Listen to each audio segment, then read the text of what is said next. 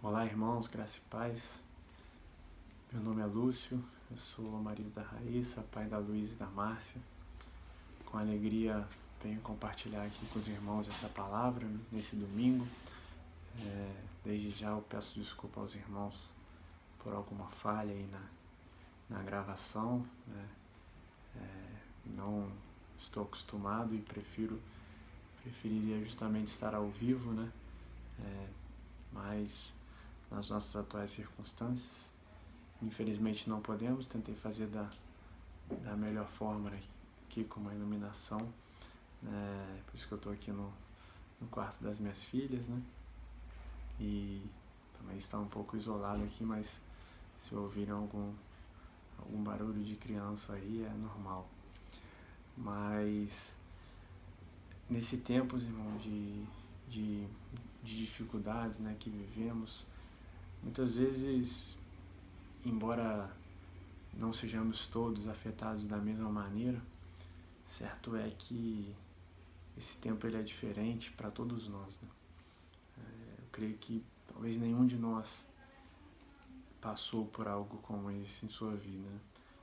Mas a grande questão para a gente, né, o que nos consola, o que nos motiva, e justamente a respeito desse tema que nós temos proposto para hoje, o que nos encoraja é que o Senhor continua no controle de todas as coisas, a sua palavra não mudou, Deus não saiu do seu trono, Deus não perdeu o controle da situação, e todas as coisas elas continuam cooperando para o bem daqueles que amam a Deus, né? E nisso a gente precisa se consolar e se alegrar e viver, né, essas verdades confiados no Senhor. Eu espero que essa palavra seja edificante para você neste domingo que continua, né, sendo o dia do Senhor, embora não possamos nos reunir como igreja, mas continuamos sendo igreja do Senhor e temos, pela graça dele, esse dia para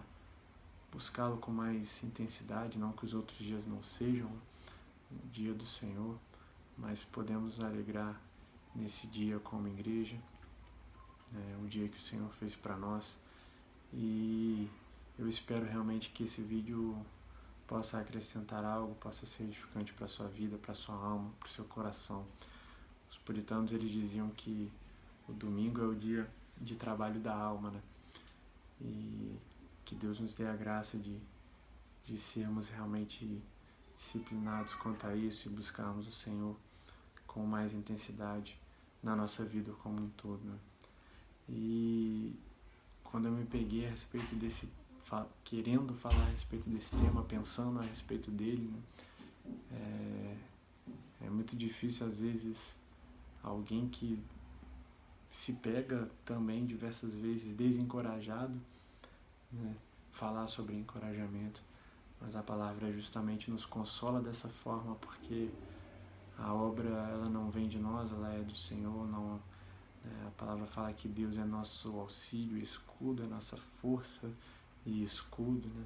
Os salmos falam isso constantemente, e nisso a gente precisa se alegrar que a nossa força ela vem do Senhor, né? A nossa alegria ela vem naquilo que Cristo fez por nós na cruz, e a nossa esperança de que viveremos eternamente firmados nessas verdades, né? A respeito disso, e a despeito de todas essas coisas que temos vivido, todas essas dificuldades que estamos vendo pela própria questão da pandemia, mas todas as consequências, né, que ela tem trazido de crises políticas, enfim, de coisas que a gente ainda nem sabe como vai ser daqui para frente, mas que possamos nos consolar e nos alegrar naquilo que as verdades da palavra nos trazem.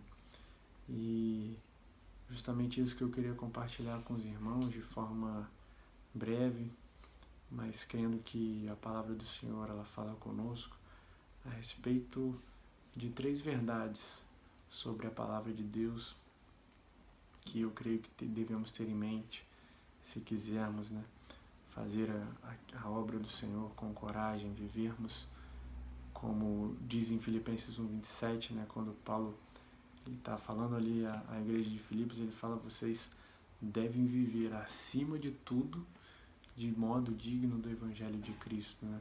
E embora passemos por dificuldades, por diversas situações de nossas vidas, a despeito disso tudo, né, essa não é a primeira dificuldade que a igreja passa, nem será a última que nós passamos como irmãos, como servos do Senhor. Passamos por diversas tribulações, diversas provações na nossa vida, mas cremos que o Senhor, né, Ele tem cuidado de nós e Ele tem um propósito nisso tudo, né? Nós nos consolamos nisso e precisamos entender que acima de tudo, acima da dificuldade que vivemos, acima da pandemia, acima das incertezas sobre o futuro, nós precisamos viver de modo digno do Evangelho. E essa é a primeira palavra que eu queria deixar para os irmãos, né? Antes de todas as coisas, Deus, Ele tem algo para nós, Ele tem algo para a nossa vida e Ele vai fazer com que todas as coisas, né, elas operem juntas, né, para que os propósitos dele sejam cumpridos nas nossas vidas. E graças a Ele por isso, né? A primeira verdade que eu queria compartilhar com os irmãos, que eu creio que devemos ter em mente, né, a respeito daquilo que a palavra diz sobre nós mesmos, né? A verdade sobre nós mesmos segundo a palavra.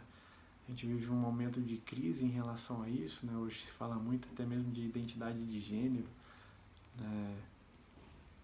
Diversos vídeos aí circulam na internet onde isso é considerado algo totalmente subjetivo, né? Você não pode se definir como homem, como mulher, o que seja, né? As pessoas, elas hoje consideram isso como algo extremamente relativo, mas a palavra nos diz que nós somos, né, aquilo que Deus, né, diz que nós somos, aquilo que a palavra diz que nós somos. E a primeira realidade que a palavra nos traz, né, desde lá de Gênesis e na Bíblia toda, é que nós somos pecadores, nós somos caídos, né, e fracos, totalmente dependentes e carentes da graça e da misericórdia do Senhor, né? Os salmos falam constantemente, né, sobre esperarmos na misericórdia do Senhor. E é justamente isso que a gente precisa ter em nossa mente, né? Nós somos pessoas totalmente carentes da graça de Deus, né?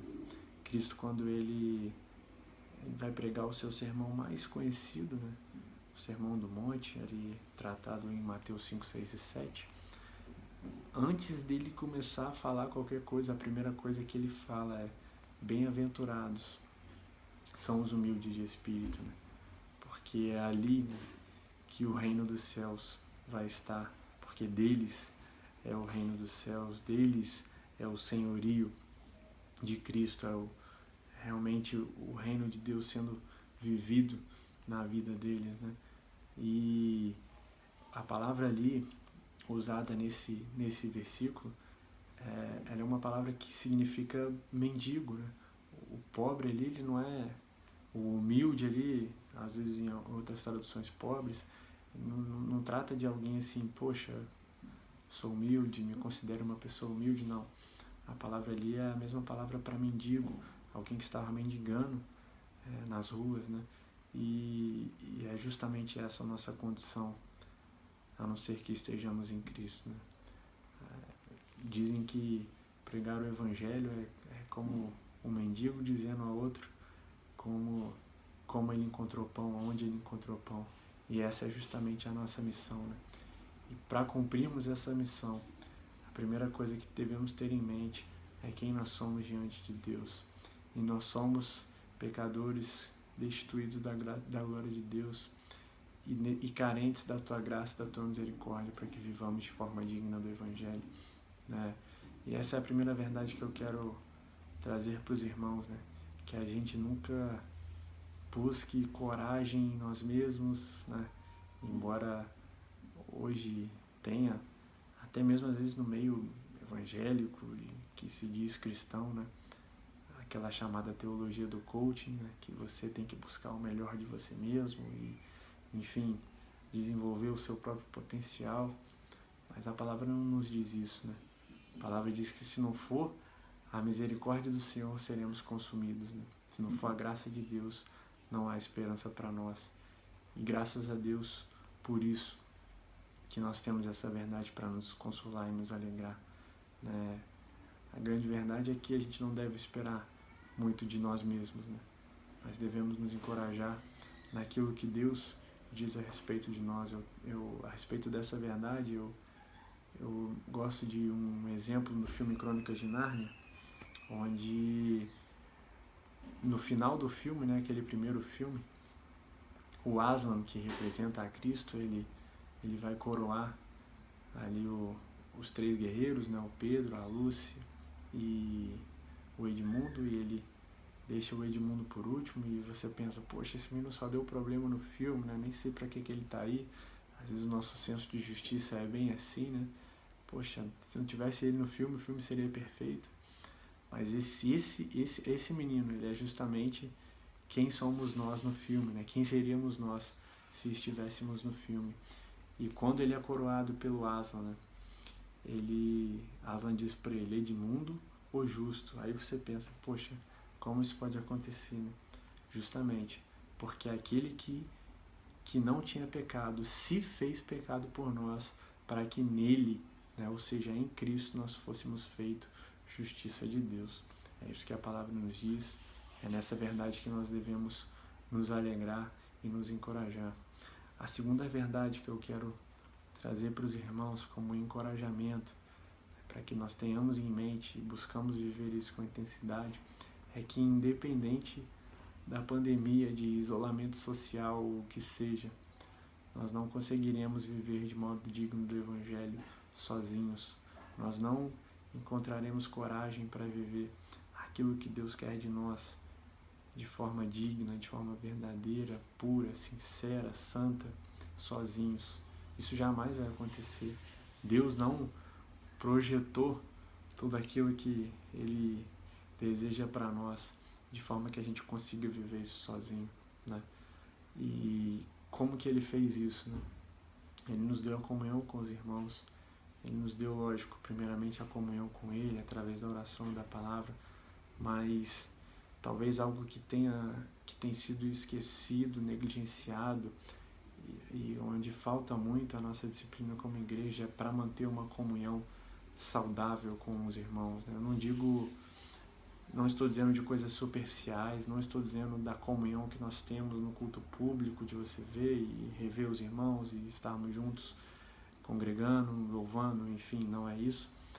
Isso é uma bênção, isso é muito bom e sentimos muita falta disso nesse tempo, mas eu digo da comunhão íntima, de uma comunhão muito próxima, de algo que realmente é primordial para a nossa vida cristã. E eu quero destacar nesse aspecto da comunhão, principalmente a questão da confissão de pecados, né? Tiago 5,16, ele diz, confesse seus pecados uns aos outros e orem uns pelos outros para que sejam curados, né?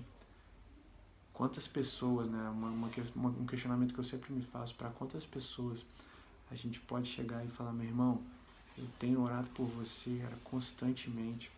Aquela dificuldade que você tem passado, poxa, aquele pecado que você me confessou, aquela luta que você estava vivendo, aquilo que ocorreu na sua família, meu irmão, eu tenho colocado isso diante de Deus constantemente em oração. E a grande pergunta que eu faço para mim, né, e para você, meu irmão, que está me assistindo, é para quantas pessoas na nossa vida a gente pode falar isso com sinceridade, sabe? Não estou dizendo de, poxa, lembrei de você, outro dia ou outro, eu não estou dizendo isso, né? Eu digo de quantas pessoas que a gente pode falar assim, meu irmão, eu tenho sentido a sua dor, eu tenho buscado viver com intensidade, né, de forma que você se alegre, de forma que você viva realmente de forma a alegrar o Senhor, viva com intensidade aquilo que Deus tem para você, e eu quero te ajudar nisso.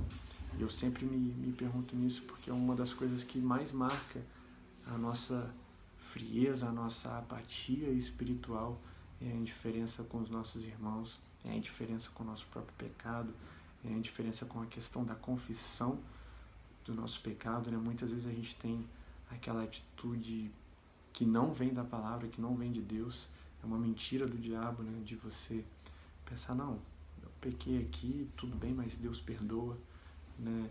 De fato, meu irmão, Deus perdoa, mas Deus ele separou, né, para que a gente seja curado, ele separou, ele determinou processos para isso, determinou formas como isso iria acontecer, né? E a confissão de pecado, ela vem justamente trazer a vergonha, trazer a exposição da culpa, né, do nosso pecado, a gente sentir quão realmente isso é ruim a partir do momento que a gente chega para alguém, para algum irmão próximo, né? Isso, logicamente você vai ter pouquíssimas pessoas, né, que você vai poder fazer isso e que você vai realmente poder confiar que não vão ser levianas, que não vão ser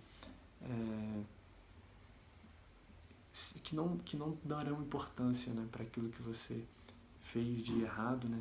Mas Provérbios fala que leais são as feridas feitas por um amigo, né? Então muitas vezes o seu amigo vai ser aquele que vai dizer que o seu erro é ruim, é lamentável, né? Que você realmente precisa se arrepender e mudar, e vai te dizer coisas desagradáveis, mas você sabe que aquilo foi gerado em amor, e aquilo realmente regado à oração, a mais confissão, a vida realmente junta, isso vai trazer cura para a nossa vida, para o nosso coração.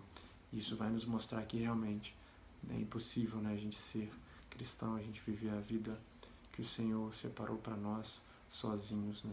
Então a gente precisa se alegrar nessa verdade e entender isso também, que não viveremos encorajados, que não teremos coragem para viver aquilo que é digno do Evangelho, né? Aquilo que o Senhor tem para nós em nossas vidas, seja o que for, né?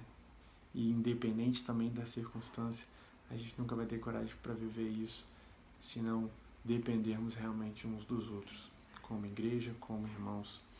E a terceira coisa que eu quero trazer para os irmãos, né?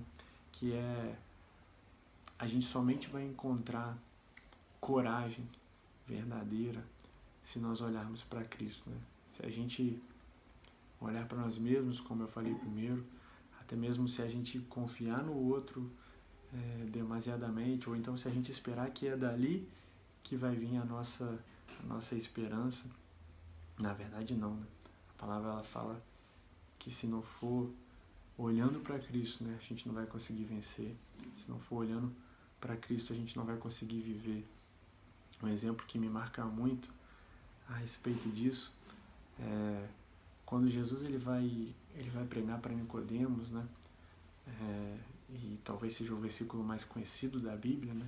João 3,16, que quando Jesus fala que Deus amou o mundo de tal maneira que deu seu Filho único para que todo aquele que nele crê não pereça, mas tenha vida eterna. Antes, esse é o versículo 16, né? Antes disso, Jesus ele lembra de uma verdade que ocorreu com o povo de Israel lá no Egito, quando ele fala que assim como a serpente foi levantada no deserto, importa que o Filho do Homem seja levantado, para que todo aquele que nele crê não pereça, mas tenha a vida eterna. E aí na sequência ele diz, né, porque Deus amou o mundo, continua o versículo. Então ali ele está lembrando de um episódio onde o próprio Deus enviou serpentes para morder o povo no deserto, e ele mesmo disse a Moisés para que levantasse uma serpente, colocasse essa serpente no alto de um poste, e aquele que fosse mordido e olhasse para a serpente no alto do poste, ele seria curado. E eu indico para os irmãos, né, uma música que se chama Set Your Eyes, né? Significa fixe os seus olhos. E é justamente o sentido do crer, né? Naquele que nele crê, ele está justamente fazendo referência àquele olhar a que Deus se refere para o povo lá no deserto. Porque aquele olhar para a serpente, ele não era um olhar qualquer, era a última esperança. Na época, você ser mordido por uma serpente venenosa no deserto, não havia esperança para você, obviamente. Então Deus ele faz isso para mostrar que um dia nós seres humanos totalmente corrompidos pelo pecado, sem esperança para nós, condenados à morte, olharíamos para aquele que foi pendurado no alto de um madeiro e teríamos esperança de vida e vida eterna.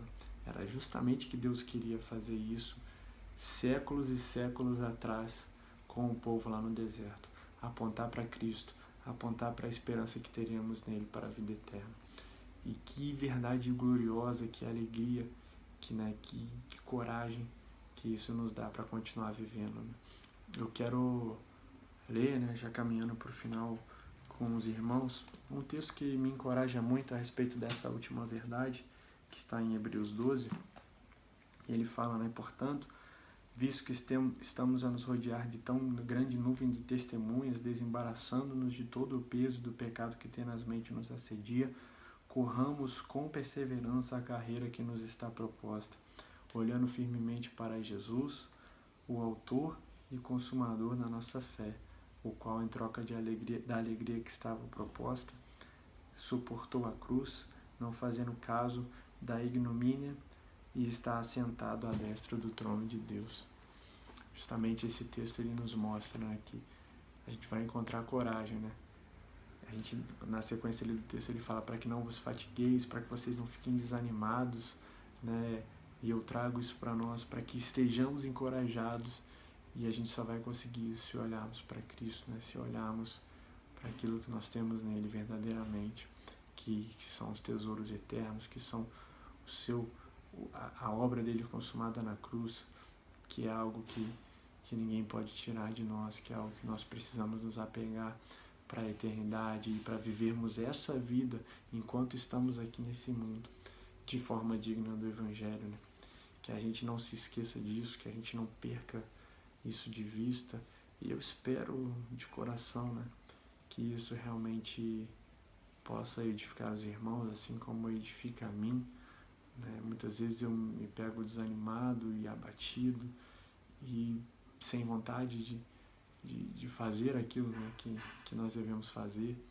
E cada um dos irmãos sabe a sua própria realidade, sabe as dificuldades que tem passado. Né?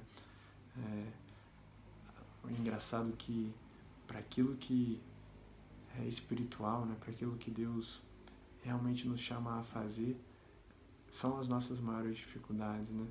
Ninguém naturalmente vai ficar cheio de vontade de orar, de buscar o Senhor na palavra, mas a gente precisa primeiro obedecer. Né? Deus ele não pede que a gente faça as coisas por sentimento, porque estamos com o coração cheio, e enfim, não. Ele pede que a gente obedeça. Né? Então, à medida que Ele desejar, Ele vai acrescentando a nós os sentimentos, enfim. E graças a Deus por essa verdade, o que a gente precisa é obedecer, né? E não esperar que algo aconteça, que algo, enfim, brote no nosso coração de forma milagrosa, como um sentimento que não conseguimos explicar, enfim. Mas o que precisamos é confiar nas promessas do Senhor e buscar viver isso com intensidade, sabendo que isso vai demandar não uma parte, mas o todo da nossa vida. Né? Lembrando daquele versículo que eu falei no começo, que vivamos acima de tudo, de modo digno do Evangelho. Eu espero que a gente esteja realmente consolado e encorajado na verdade que realmente não há esperança em nós. Nós somos pecadores caídos, carentes da graça de Deus. Né? Nós somos o Edmundo do Crônicas de Nárnia. Nós precisamos uns dos outros, precisamos confessar os nossos pecados. Assim somente encontraremos cura. A gente não vai encontrar coragem para viver isso sozinhos.